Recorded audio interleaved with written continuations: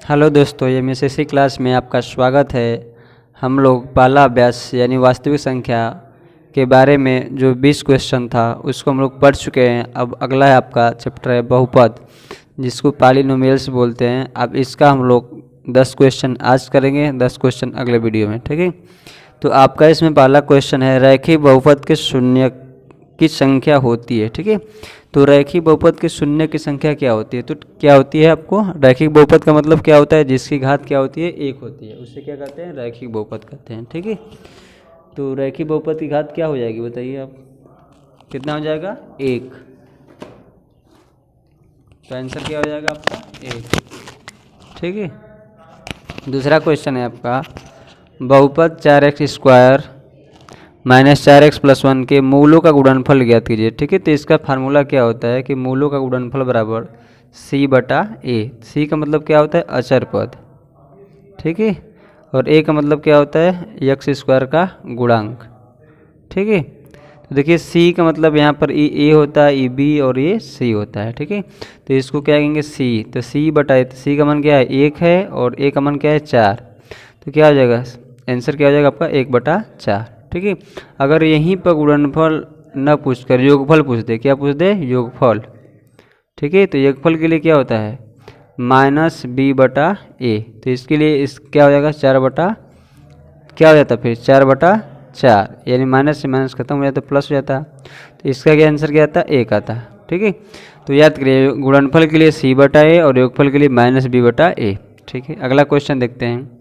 अगला क्वेश्चन, द्विघात बहुपदों के शून्यांकों की संख्या क्या होती है? तो क्या होती है? 2 होती है। क्यों? कि यहाँ पे देखिए x² + 2x + 3 बराबर, ये 0 नहीं लिखी, बस इतना होता है। तो यहाँ पे देखिए घातों की संख्या क्या है? 2 है। द्विघात का मतलब जिसकी संख्या क्या हो? 2 होनी चाहिए, ठीक है। अगला क्वेश्चन है आपका बहुपद, चौथा क्वेश्चन है बहुपद x² + 2 का घात क्या होता है? देखिए घात का मतलब क्या होता है? जो सबसे बड़ी घात होती है ना, वही बहुपद की घात होती है। तो इसमें सबसे बड़ी घात क्या है? जो चर हो। तो सबसे बड़ी घात क्या है? 2 है। तो आंसर क्या हो जाएगा? 2 हो जाएगा, ठीक है। इसी तरह आपका 5वां क्वेश्चन है, 0, 3, 5 वाले बहुपदों की संख्या क्या होगी? तो इसके लिए क्या हो जाएगा कि ये अनंत हो जाएगा, यानी अनगिनित। क्या हो जाएगा? अनगिनित, ठीक है। गिनित यानी जितना हो सकता है बन जाएगा, अनगिनित हो जाएगा। अगला क्वेश्चन है आपका 6वां, किस बहुपद की घात होती है? तो देखिए भिन्न संख्या, ऋण पूर्णांक, पूर्ण संख्या, नॉन ऑफ दीज। इसका अर्थ होता है इनमें से कोई नहीं, इनमें से कोई नहीं, ठीक है।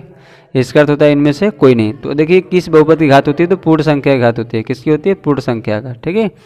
याद रखिएगा, कभी भी ऋण पूर्णांक का घात नहीं होती है बहुपद, क्योंकि भिन्न का भी बहुपद नहीं बनता है। तो पूर्ण संख्या, ठीक है।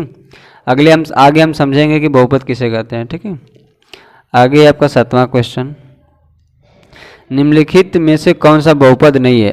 ठीक है। तो इसमें पूछा कौन सा बहुपद नहीं है, क्वेश्चन नंबर है।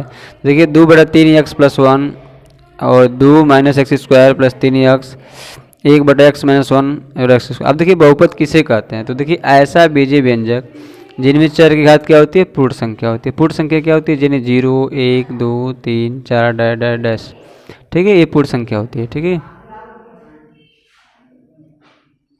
आगे देखेंगे तो अब इसमें बताना है कि इनमें कौन सा बहुपद नहीं है। तो देखिए ये वाला नहीं होगा, ठीक है, क्योंकि यहाँ पे देखिए पूर्ण संख्या है और यहाँ पे भी क्या है? घात पे पूर्ण संख्या है और यहाँ पे भी क्या है? घात पे पूर्ण संख्या है। तो यानी किसके घात पे? चर की घात पे। चर का मतलब क्या होता है? अक्षर संख्या, ठीक है। चर का मतलब क्या होता है? अक्षर संख्या, यानी अक्षर से मतलब होता है, अंक से नहीं। अंक बटा में होगा तो कोई दिक्कत नहीं है, ठीक है। आपको अक्षर से ध्यान देना है, ठीक है। अगला क्वेश्चन देखिए, y² - 6y + 8 में बहुपद की घात क्या होगा? तो देखिए बताया है ना बहुपद की घात, एक पहले को भी क्वेश्चन हम लोग कर चुके हैं। तो जो सबसे बड़ी घात होती है वही बहुपद की घात होती है, ठीक है। अगला क्वेश्चन है आपका 9वां, एक द्विघात बहुपद होगा जिनके शून्यांक 2 और -6 होंगे, ठीक है। तो इसको, इसमें से कौन सा आंसर सही होगा? ठीक है। तो देखिए ध्यान से इसको कैसे हल करेंगे इसको।